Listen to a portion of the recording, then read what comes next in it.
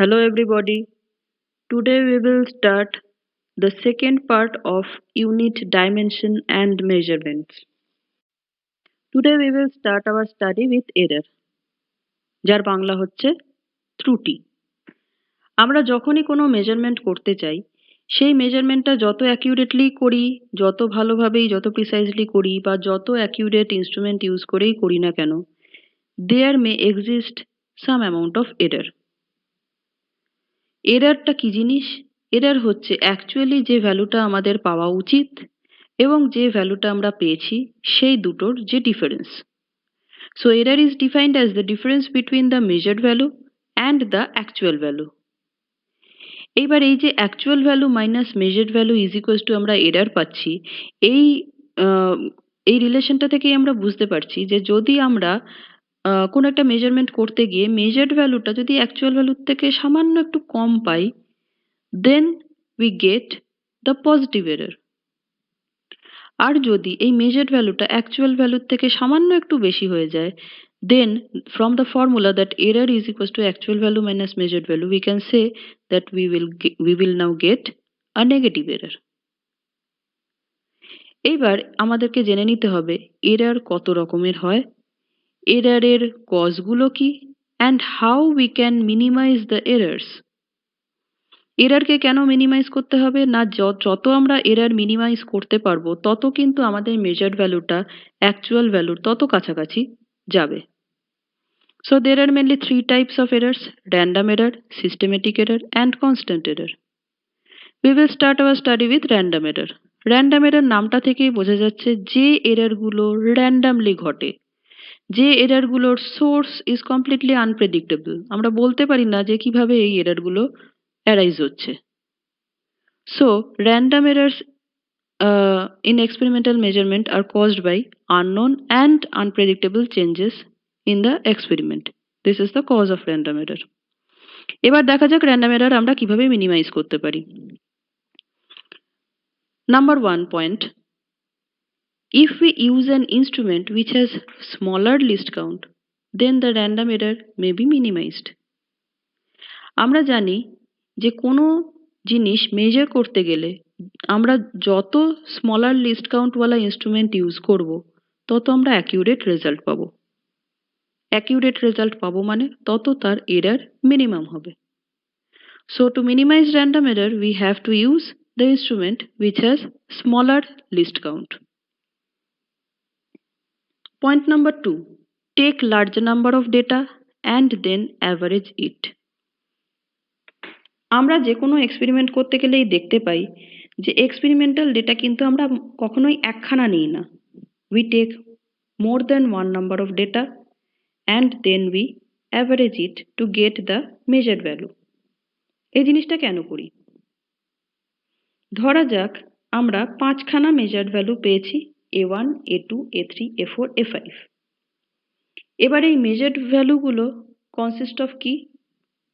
These measured values are consist of actual value and some amount of error.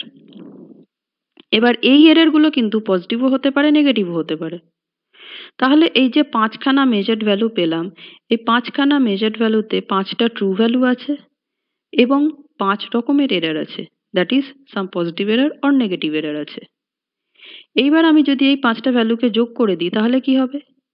True ভ্যালুগুলো তো নিজেদের মধ্যে যোগ হয়ে যাবে, ভালো কথা।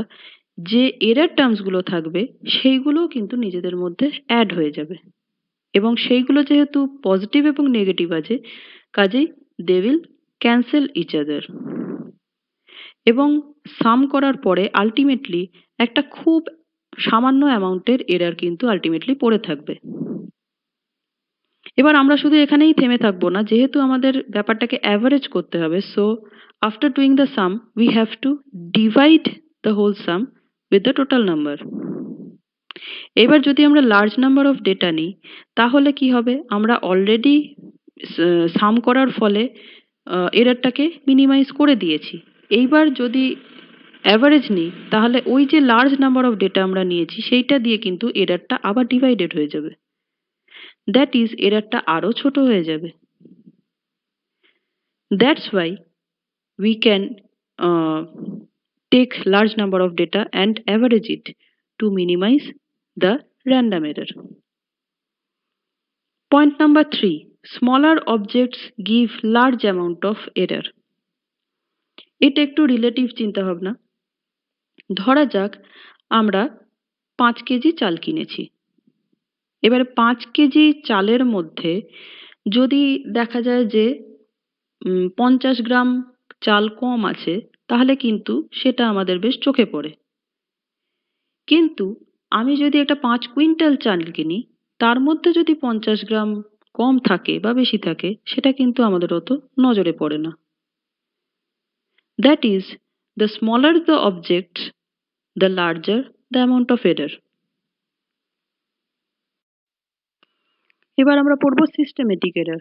সিস্টেমেটিক এরর এই টার্মটা থেকেই বোঝা যাচ্ছে যে this error is very much systematic, very much consistent. খুব কনসিস্টেন্সি মেনটেন করে চলে এই এররটা। তো এই এররটা কি কারণে হয়?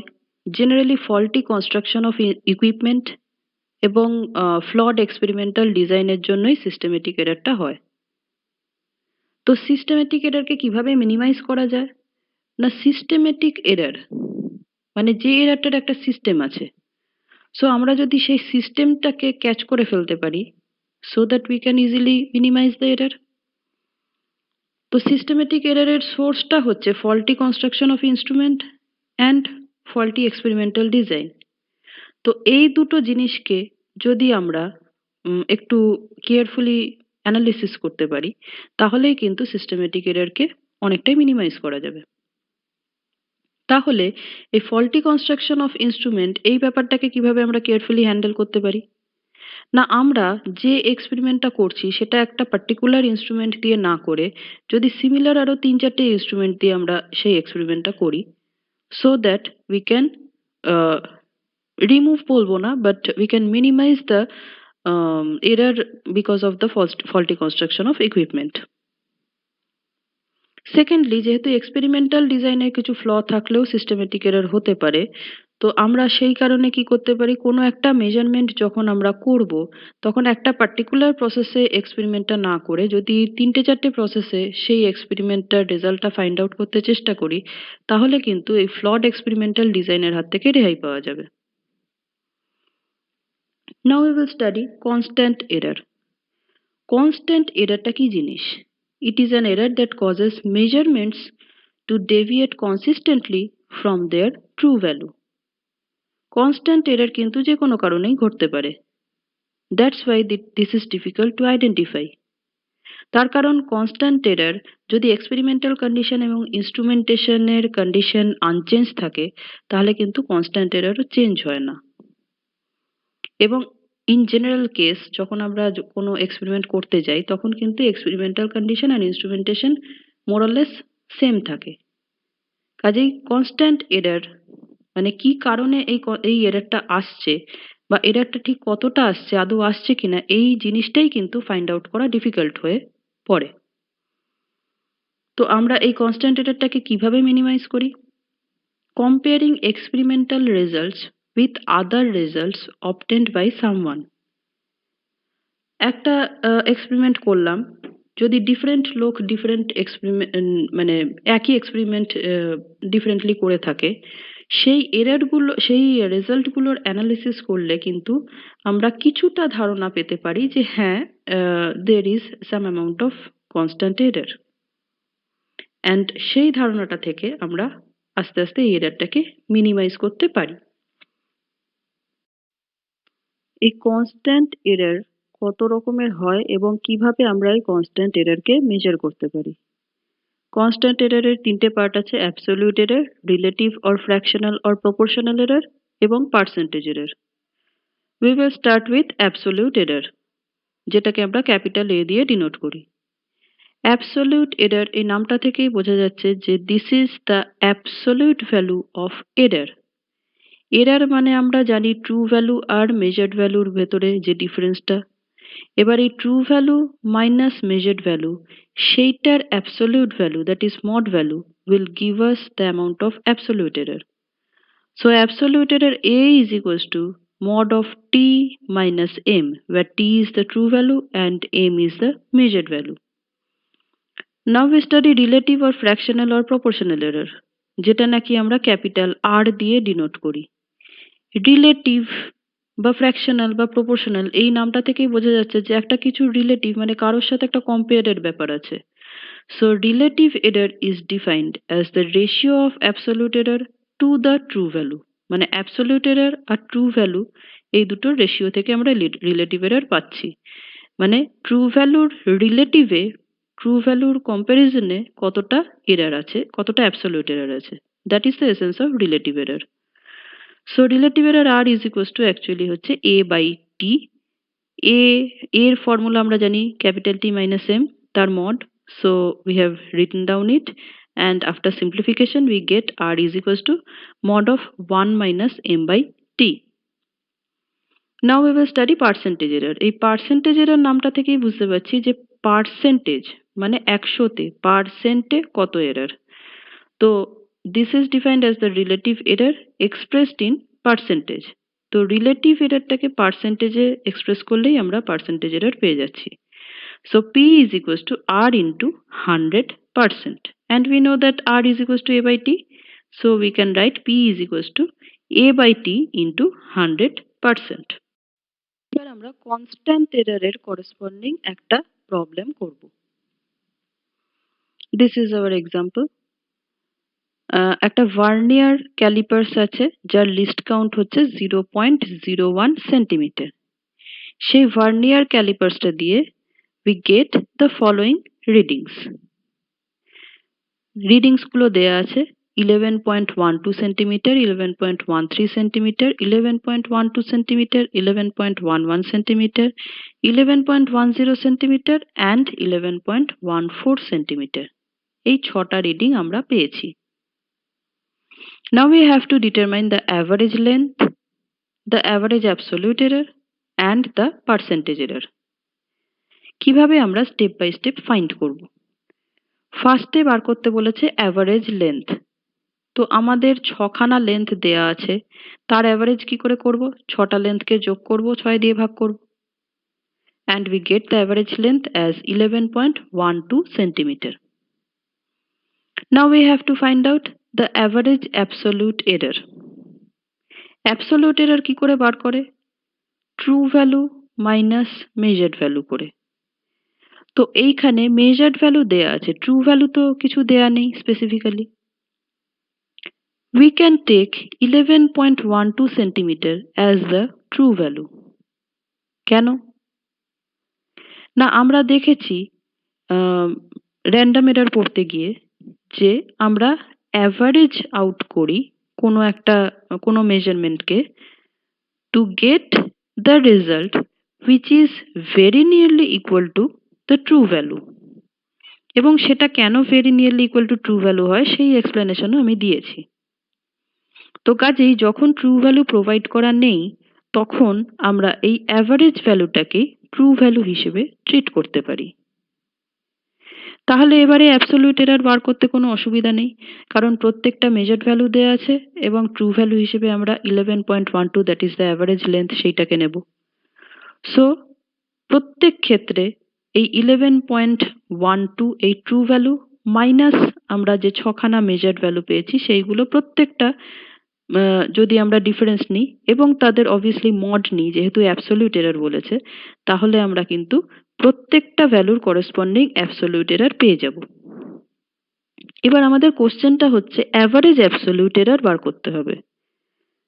তো অ্যাবসলিউট এরর গুলো যদি আমরা পেয়ে যাই true value minus measure value করে এবং তাদের মড নিয়ে, তো তাহলে অ্যাভারেজ অ্যাবসলিউট এরর কি করে বার করব? সেই সবকটা অ্যাবসলিউট এররকে যোগ করে তাকে number of measurement that is 6 দিয়ে ভাগ করে, and here is the result. আমরা average absolute পেয়েছি, average absolute error পেয়েছি 0.01 centimeter. Now we have to find out the percentage error. আমরা জানি percentage error is equals to হচ্ছে relative error into 100. So we have to find out at first the relative error. এবার relative এররের formula কি ছিল? Absolute error by true value. So the percentage error is equals to হচ্ছে absolute error যেটা আমরা পেয়েছি ঠিক আগেই নাম্বার বি তে, that is 0.01 divided by true value এখানে আমরা নিয়ে নেব হচ্ছে the average value, that is 11.12, এবং যেহেতু পার্সেন্টেজ এরর বার করতে বলেছে তো এই অ্যামাউন্টটাকে আমাকে 100 দিয়ে মাল্টিপ্লাই করতে হবে, and we get the percentage error as 0.091%. আমরা একটু এরর থেকে বেরিয়ে আসি। We now study significant figure in measurement. কোনো একটা মেজারমেন্ট যখন আমরা করি আমরা পয়েন্টের পর কতগুলো ঘর নেব বা পয়েন্টের আগে কোন ডিজিটটা নেব কোনটা নেব না, বা কোনো একটা মিক্সড নাম্বারে কতগুলো ডেসিমেলের পরে কতগুলো ঘর অবধি নেব এবং সেই ঘরটাকে আমরা কত বলবো, এই জিনিসগুলো কিন্তু সিগনিফিকেন্ট ফিগারের অ্যানালিসিস থেকে আমরা বলতে পারি। So significant figure is related to the accuracy of the measuring instrument. Larger the number of significant figures, greater the accuracy of measurement. এবার এই সিগনিফিকেন্ট ফিগার ফাইন্ড আউট করার জন্য কতগুলো সিগনিফিকেন্ট রুলস আছে, সেই রুলগুলো ওয়ান বাই ওয়ান আমরা এবার study করব। Rule number 1, all non zero digits আর সিগনিফিকেন্ট। কোনো একটা মেজারমেন্ট করতে গিয়ে আমরা যে কটা নন জিরো ডিজিট পাবো সেই নন জিরো ডিজিটগুলো কিন্তু সব কটা significant digit. We have taken an example 2, 3, 5, 6, এই 4 ডিজিটের নাম্বারটা যদি নিই এইখানে কিন্তু প্রত্যেকটা ডিজিট হচ্ছে non zero digit. That's why in this number there are 4 significant figures. Rule number 2, all zeros occurring between two non-zero digits are significant. দুটো নন জিরো ডিজিটের মধ্যে যদি কোনো জিরো থাকে সেই জিরোটা হচ্ছে সিগনিফিকেন্ট জিরো। এইখানে আমি যে এক্সাম্পলটা নিয়েছি সেটা হচ্ছে 5.0809। আমি যদি এই এক্সাম্পলটা না নিয়ে 50809 নিতাম তাহলেও কিন্তু রেজাল্টটা একই হতো। 50809 যদি নিতাম তাহলেও কিন্তু যে জিরোগুলো আছে 5 এর পরে এবং 8 এর আগে, বা 8 এর পরে এবং 9 এর আগে, এই দুটো জিরোই কিন্তু হচ্ছে সিগনিফিকেন্ট জিরো, যেহেতু এই জিরোগুলো দুটো নন জিরো ডিজিটের মাঝখানে পাঞ্চ আপ হয়ে আছে। এইখানে যে এক্সাম্পলটা নিয়েছি 5.0809 সেখানেও কিন্তু একই প্রসেস লাগবে। এখানে পয়েন্ট আছে বলে কিন্তু অন্য কিছু আমাদেরকে চিন্তা করতে হবে না, এই কারণে যেহেতু পয়েন্ট থাকুক আর না থাকুক এইখানে জিরোগুলো রয়েছে দুটো নন জিরো ডিজিটের মাঝখানে, কাজেই here the zeros are significant zero, and in this number there are 5 significant figures, that is 5, 0, 8, 0 and 9. Rule number 3, in a fractional number all zeros to the right of the decimal point and to the left of a non-zero digit are non-significant. যদি আমরা একটা fractional number নিই, fractional number কিন্তু mixed number নয়, যদি কোনো fractional number নিই তাহলে যে জিরোগুলো ডেসিমেল পয়েন্টের রাইট হ্যান্ড সাইডে থাকবে এবং কোনো নন জিরো ডিজিটের লেফট হ্যান্ড সাইডে থাকবে সেই জিরোগুলোকে কিন্তু নন সিগনিফিকেন্ট ডিজিট হিসেবে ট্রিট করা হবে। We have taken the example 0.0078. এইখানে কিন্তু 0 পয়েন্টের পরে যে দুটো জিরো আছে সেই জিরো দুটো পয়েন্টের, দ্যাট ইজ ডেসিমেল পয়েন্টের ডান দিকে আছে, এবং 7, 8 এই দুটো নন জিরো ডিজিটের বাঁ দিকে আছে। That's why these two zeros are insignificant zero. So in this number there are only two significant digits, 7 and 8. এবার আমরা চলে যাব rule number 4, all zeros on the right of the last non-zero digit in the decimal part are significant. কোনো একটা decimal নাম্বারের যদি decimal number বলতে কিন্তু এটা শুধু ফ্র্যাকশনাল নাম্বার বোঝাচ্ছে না, ফ্র্যাকশনাল নাম্বার এবং মিক্সড নাম্বারের ডেসিমেল পার্টটার কথা বলা হচ্ছে। ডেসিমেল পার্টটার রাইট হ্যান্ড সাইডে যদি কোনো জিরো থাকে তাহলে সেই জিরোটা, মানে যে জিরোটা নাকি ডেসিমেল পোর্শনের রাইট হ্যান্ড সাইডে রয়েছে কিন্তু কোনো নন জিরো ডিজিটের রাইট হ্যান্ড সাইডে রয়েছে, সেই জিরোগুলো হচ্ছে সিগনিফিকেন্ট জিরো। এবার আমি যে এক্সাম্পলটা নিয়েছি দ্যাট ইজ 0.007020, তাহলে এইখানে দেখা যাচ্ছে এই এক্সাম্পলটাতে 0.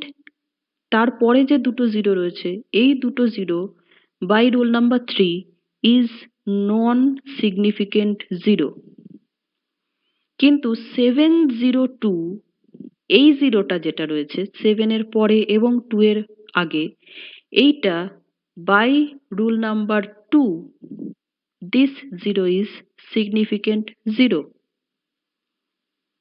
and 7020 এই 2 এর পরে যে জিরোটা, এই জিরোটা বাই রুল নাম্বার 4 ডেসিমেল পার্টের একদম রাইটার মোস্ট জিরো, কাজেই এই জিরোটাও কিন্তু সিগনিফিকেন্ট। কাজেই এই যে সংখ্যাটা আছে 0.007020, এই সংখ্যাটাতে অ্যাকচুয়ালি 4টে সিগনিফিকেন্ট ফিগার আছে। সেই 4টে সিগনিফিকেন্ট ফিগার কি? 7, 0, 2 and 0.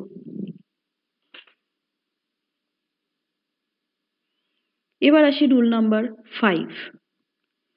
All zero on the right of non-zero digit are not significant for whole number. একটা হোল নাম্বার যদি থাকে, মিক্সড নাম্বারও নয় বা ডেসিমেল নাম্বারও নয়, যদি একটা হোল নাম্বার থাকে সেই হোল নাম্বারের নন জিরো ডিজিটের রাইট হ্যান্ড সাইডে যে জিরোগুলো থাকবে সেই জিরোগুলো কিন্তু by the rule of significant figure they are non significant zero. তাহলে আমরা যদি 4200 এই এক্সাম্পলটা নিই, এইখানে কিন্তু এই যে হোল নাম্বার 4200 এর রাইট হ্যান্ড সাইডে যে দুটো জিরো রয়েছে সেই জিরো দুটো কিন্তু non significant. So here are only two significant figures, that is 4 and 2. চলে আসি rule number 6। All zeros on the right of the last non-zero digit become significant when they come from measurement. Rule number 5 বলেছে যদি এমনি কোনো সংখ্যা লিখে দেওয়া হয় একটা হোল নাম্বারের রাইট হ্যান্ড সাইডে জিরোগুলো কিন্তু নন সিগনিফিকেন্ট হবে, কিন্তু যদি এই জিরোগুলোই কোনো এক্সপেরিমেন্ট করে পাওয়া যায় দেন these zeros have some significance. So if we get 4200 in that manner, যদি কোনো এক্সপেরিমেন্টাল প্রসিডিওর করে পাওয়া যায় then those zeros are significant zero, and in that case 4200 এই নাম্বারটাতে 4টে সিগনিফিকেন্ট ডিজিট থাকবে, 4, 2, 0 and 0। এক্ষেত্রে মনে রাখতে হবে যে আমরা এই যে একবার বলা হচ্ছে কোনো জিরো সিগনিফিকেন্ট নয়, পরেই বলা হচ্ছে যদি মেজারমেন্ট নেওয়া হয় তাহলে এই জিরোটা সিগনিফিকেন্ট, এইটা নিয়ে আরেকটুখানি অ্যানালিসিস করছি আমি। সেটা হচ্ছে ধরি আমি কোনো একটা লেন্থ মেপেছি, কোনো একটা জিনিসের লেন্থ মেপেছি, সেই লেন্থটা আমি যখন একটা নর্মাল মিটার স্কেল দিয়ে মাপলাম তখন আমার মাপটা এলো 3 মিলিমিটার। ঠিক আছে, তো আমি এটাকে লিখলাম কি 3 মিলিমিটার জাস্ট। এইবার আমি যদি সেই একই length মাপি with the help of slide calipers, we get the measurement 3.0 millimeter.